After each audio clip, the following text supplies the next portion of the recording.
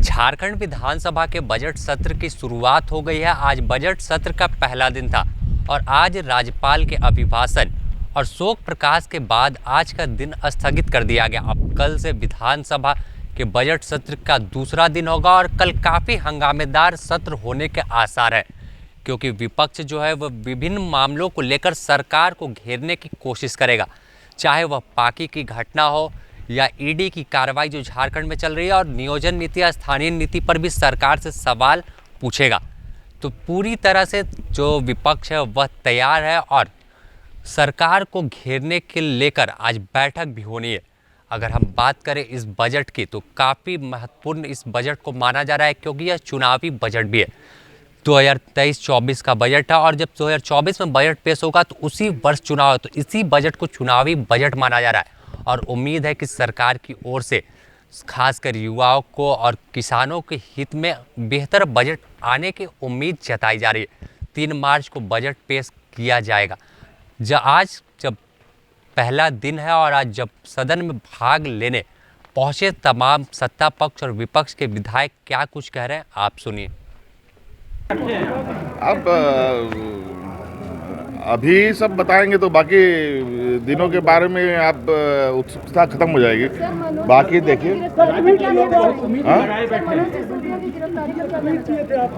ये कहना क्या, देश देख रहा है और देश समझ भी रहा है, जान भी रहा है, आप भी जान रहे हैं, आप भी समझ रहे हैं।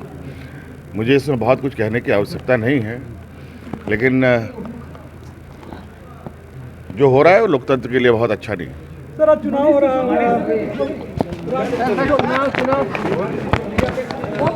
और आज भी देखे होंगे अखबारों में और कल सोशल मीडिया में भी वायरल हुआ।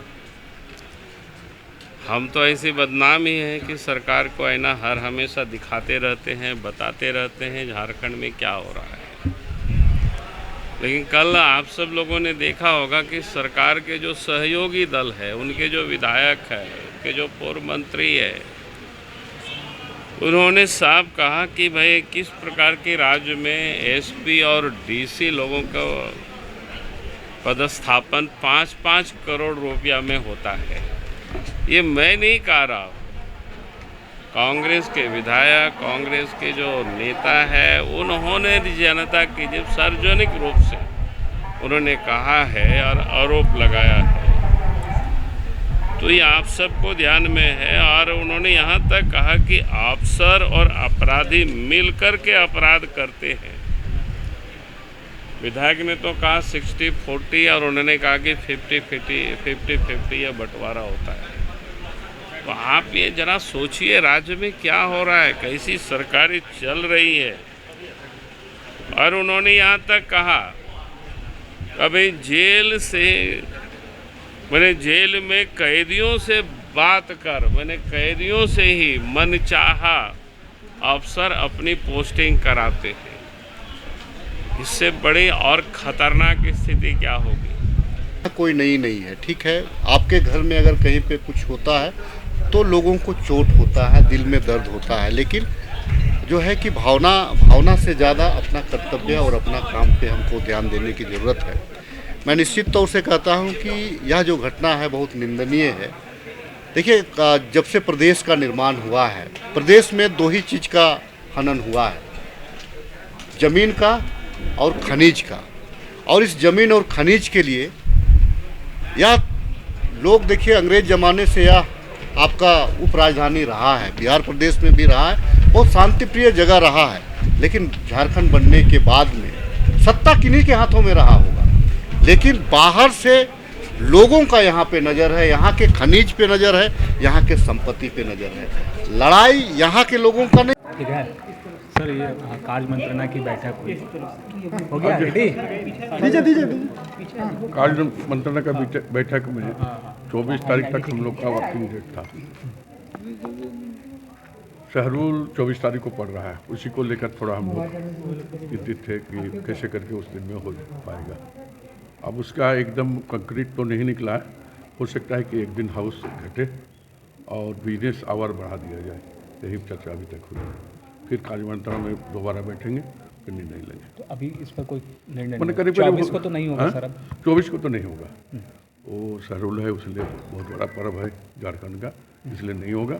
तो 24 को कैसे करके घटाकर या उसको स्थगित करके फिर 27 तारीख को, उसमें निर्णय लिया गया सर्वसम्मति से जो 23 तारीख तक ही रखा जाए हाउस को, और जो वर्किंग आवर जो है उसको बढ़ाने की बात हो रही है, लेकिन नेक्स्ट कार्य मंत्रणा में बात होगी।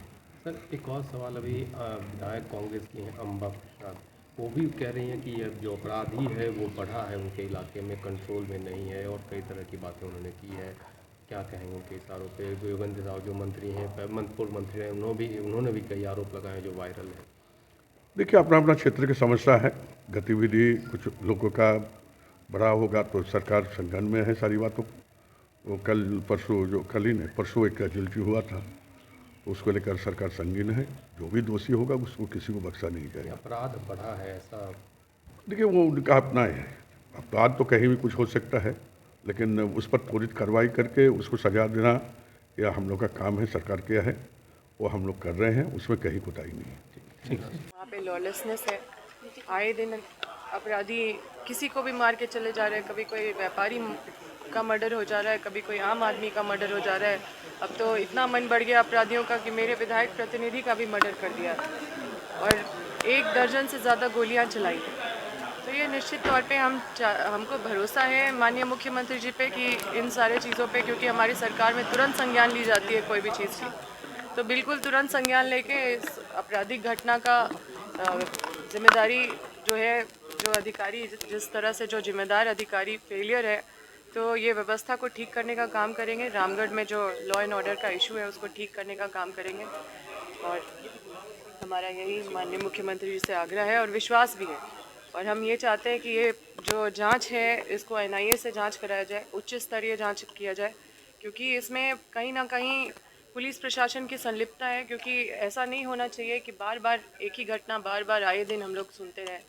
मर्डर की घटना पतरातू में, रामगढ़ में हमेशा होने का हमेशा आप लोग भी सुनते होंगे। अम्मा जी, आपने वीडियो में जो सुनने में आ रहा है, आपने कहा कि जो अपराधी हैं DSP साहब उसके साथ बैठ के शराब पीते हैं, एक गंभीर आरोप है। और जो आपके जो कह सकते हैं शीर्ष नेताओं ने कहा कि उन्होंने भावना में, क्या आपने भावना में बैठ के कहा? क्या ऐसी बातें नहीं हैं? देखिए, जो क्षेत्र में कई लोगों से सुनने को मिलता है वही हमने बोला। तो क्षेत्र के लोग कई चीज़ बताते हैं, कई चीज़ सही रहता है, कई चीज़ सही नहीं भी रहता है, ये जांच का विषय है। लेकिन जो क्षेत्र के लोग से हम सुनते थे वही हम बोले। वहाँ गिरफ्तारी हुई क्या? अभी तक तो गिरफ्तारी की सूचना नहीं है। मैम, आपने कहा कि आपको पता है कि कौन से लोग हैं, ये सबको जानते हैं, तो जी सबको ही जानते हैं।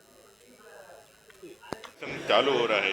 आज राज्यपाल महोदय का पहला बार हम लोग सुनेंगे भी, उनका अभिभाषण होगा, और कल से बजट सत्र अपने नियमित रूटीन में चालू होगा। सरकार से जवाब चाहिए। सरकार अब अपने बाल्यावस्था से बाहर निकल चुकी है, अब प्रौढ़ावस्था में जा रही है, युवावस्था भी उसका खत्म हो गया है, अब वो अपने उत्तरार्ध की ओर जा रही है। तो जो वायदे करके 2019 में सत्ता पे काबिज हुई थी, अब आपको बहाने वाने के लिए कुछ नहीं है। आपने जो किया है उस जनता के सामने है। अब इस वर्ष उसको पूरी तरह से जवाब देना होगा कि उन्होंने क्या किया है और आगे झारखंड की जनता को क्या करने वाले हैं। देखिए, घटना डेली घट रही है, हर दिन। आज भी आप देखेंगे निकाल करके तो घाघरा के अंदर एक 10 साल की बच्ची के साथ दुष्कर्म की घटना हुई। जो बिटका बावरी की जो हत्या हुई रामगढ़ में, विधायक के प्रतिनिधि हैं और दबंग विधायक हैं उन लोग, सत्ता में उनका बहुत बड़ा हिस्सेदारी है। लेकिन उसके बाद जो उनका बयान आया, जो पूरा खोलता है, पूरा होता है ना, लोग या तो आवेश में, माने गुस्सा में कुछ बोल देता है या फिर इमोशंस में बोल देता है। जो उन्होंने जो सारी बातें की, जब किस तरह ने उन लोगों ने पोस्टिंग करा इस लाभ से कि वो उनका आदमी होकर के रहेगा, लेकिन जाने के बाद वो सीधे भ्रष्टाचार में चढ़ गया, 60-40 के रेशियो से चल रहा है। यहाँ तक भी चैलेंज कर रहा है उनके पुरुषार्थ को, पुलिस के पुरुषार्थ को, कि आप लोगों ने तो अपना एक कंसेप्ट अलग होता है। और जो अभी तक की सूचनाएं हैं, आप भी, आपके माध्यम, आपका चैनल भी देख रहा होगा, जो हम लोग ने तैयारी की थी, जो जनमत संग्रह हुआ है और जो तैयारी रामगढ़ की जनता का था, निश्चित रूप से एक बड़ा बहुमत के पक्ष में मतदान हो रहा है। हमें आपके माध्यम से कहेंगे कि 100% लोग आए और अपना मतदान करें। ये समीप का ही जो है अम्बा प्रसाद ने जो है एक बड़ा आरोप सरकार पर है, क्या इसका असर चुनाव में दिखने को मिलेगा? देखो, इसका असर नहीं, ये वास्तविकता को जब अपने पर आप बीती तब जाके वो यथार्थ पर अपनी बात बोले हैं। मैं उसके दुख से हम लोग दुखी हैं। ऐसा लॉ एंड ऑर्डर की स्थिति पर हम लोग पहले भी चर्चा कर रहे थे तो सरकार ले नहीं रही थी। जब अपने में बीती तो उनको लगा कि हाँ वास्तव में ये ऐसा है। वहीं पर कुछ दिन पहले एक मुंडा लड़का हमारे संगठन का, उनको भी हत्या कर दिया गया था। तो ये अराजकता और इस राज्य में गुंडाराज तो चल ही रहा है। अभी अंदर सदन में जा रहे हैं तो क्या कुछ शोक प्रकाश होगा? आज तो आपको समझ में नहीं आएगा, समझ में कल से आएगा। तो कल का बात है तो कल ही रहने दीजिए तो बेहतर होगा। फिर भी कुछ तो बताइए। नहीं, फिर भी मैं कह रहा हूँ ना कि कल से होगा, कल आपको समझ में आ जाएगा। नहीं, पहले कोई भी बात को बताना अच्छी नहीं बात नहीं है ना। कल की बात कल पर रहने दीजिए। सीपी सिंह जी, दो मामले वीरेंद्र राम की बात कहें, चाहे अम्बा प्रसाद जिस तरह से आरोप लगा रही है, क्या ये तमाम बातों को लेकर आप लोग सदन में बात उठाएंगे?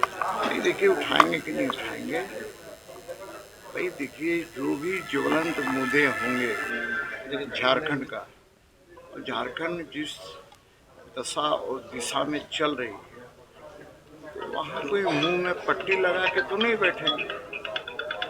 सरकार को आईना तो दिखाने का काम जरूर करेंगे।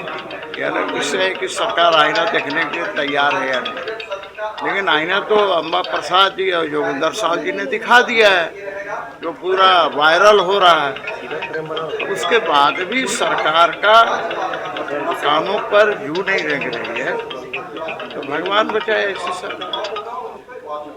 ठीक सर, मनीष अम्बा जी ने जो सवाल उठाए उनके विधायक प्रतिनिधि की बात थी, तो वो इमोशंस में कुछ बातें उठाई होंगी, लेकिन हम लोगों ने देखा है रघुवर दास जी के कार्यकाल में, आज हम लोगों की साथी विधायक है पूर्णिमा जी, एक विधायक आज जेल के अंदर है हत्या के आरोप में। तो उस वक्त लॉ एंड ऑर्डर क्या था?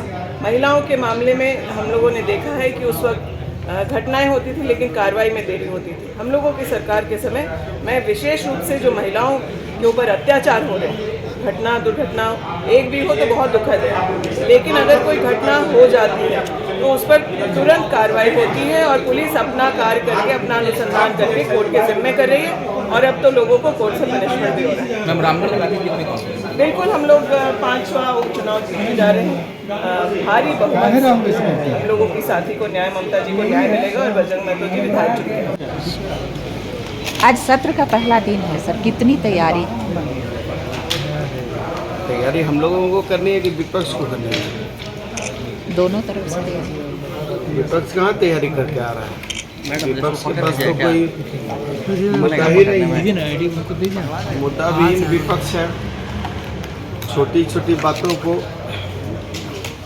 नॉन इशू को इशू बनाने वाला विपक्ष है, चाहे वो सेंट्रल हो चाहे यहाँ हो। जनता ने उनको चुना है कि जनता की समस्याओं को सदन में उठाना है। उनके पास समस्याएं नहीं है कि वो उठा पाए, इसलिए सदन का कीमती वक्त बर्बाद करते हैं। पूर्व का तो यही हम लोगों का अनुभव है। हम तो ये समझते हैं कि देर आए दुरुस्त आए। यदि अभी भी वो अपनी पुरानी हरकत छोड़कर सदन का कीमती वक्त जो है जनता के हित में लगाए तो ज़्यादा बढ़िया होगा। सरकार से वो जनता के हित के मजबूत, यदि उनके पास कोई सवाल है तो करें, तो सरकार भी उसमें गंभीरतापूर्वक जवाब देगी। माननीय मुख्यमंत्री जी ने बैठक आहूत की थी। बैठक में ये हम लोगों को निर्देश भी दिया था कि विपक्ष का सम्मान बरकरार रहे और विपक्ष के यदि अच्छे और जनहित के मुद्दे हैं तो उस पर सरकार गंभीरतापूर्वक विचार करे। लेकिन अब विपक्ष के ऊपर है कि वो इस लोकतंत्र के पवित्र मंदिर का कितना सदुपयोग कर पाएगी। सरकार तो पूरी तरीके से गंभीर है। आपने सुना जो विपक्ष के तमाम विधायक और सत्ता पक्ष के, उन्होंने अपनी अपनी जो सरकार सत्ता पक्ष की ओर से सरकार की तारीफ की गई और विपक्ष के जो थे वह सरकार पर सवाल उठा रहे थे। तो आज पहला दिन था, सदन में कोई हंगामा नहीं हुआ, लेकिन जब सदन से बाहर तमाम विधायक निकले तो वह सरकार पर विपक्षी विधायक गरजते हुए दिखे। तो कल का दिन काफ़ी हंगामेदार होगा और सीढ़ियों पर जब सुबह होगी 10 बजेगा तो तमाम विपक्ष के विधायक सीढ़ियों पर बैठकर धरना प्रदर्शन करते हुए देखे जाएंगे। इसके अलावा अगर हम बात करें तो विधायक दल नेता भाजपा के बाबूलाल मरांडी ने कई मामलों पर सरकार पर सवाल उठाया। उन्होंने बताया कि जिस तरह से साहिबगंज में 1000 करोड़ रुपए के अवैध खनन हुए हैं, उससे भी बड़ा घोटाला राजधानी रांची में जमीन घोटाला हुआ है। सरकार इन सब चीज़ों की जांच नहीं करा रही है। सरकार पूरी तरह से भ्रष्टाचार में लीन है। अब देखना होगा कि कल किस तरह से सरकार को घेरने में जो विपक्षी तमाम नेता है, विधायक, वह सफल होते हैं। द न्यूज़ पोस्ट आपको तमाम अपडेट से रूबरू कराता रहेगा। अपने सहयोगी संतोष कुमार के साथ Sameer, the news post, Ranchi.